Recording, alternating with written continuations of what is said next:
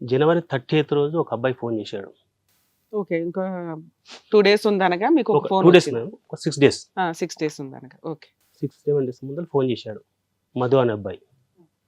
Phone చేసి నేను love చేస్తున్న అమ్మాయిరా నువ్వు ఎవరికి మీకు ఫోన్ నాకు వచ్చింది? ఫోన్ చేశాడు. డైరెక్ట్ గా మీకు డైరెక్ట్ నాకు ఫోన్ చేశాడు. నైట్ 7:30 మధ్యలో. ఓకే. నేను చేసుకున్న అమ్మాయిని నువ్వు ఎట్లా పెళ్లి చేసుకుంటావురా? నిన్ను ఉండనియనురా అని ఫోన్ చేశాడు.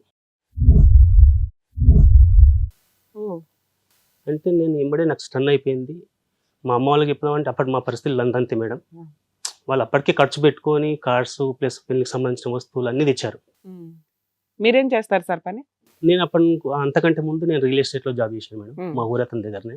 ఓకే. పెళ్లి పెట్టుకుందాం అన్న మూమెంట్లో నాకు ఎక్కడ కాలేదు. మా బ్రదర్ నాకు ఎట్లా ఉంటాడు మేడం అంటే ఒక ఫ్రెండ్స్ లాగా ఉంటాం మేము. ఓకే. మా బ్రదర్కి ఆలోచన చేశాను. ఏంట్రా ఇట్లా వచ్చింది ఫోను నెంబర్ చూడరా అని ఫోన్ చేశాను. లేదన్నయ్య పెళ్ళి అయినాక సెటిల్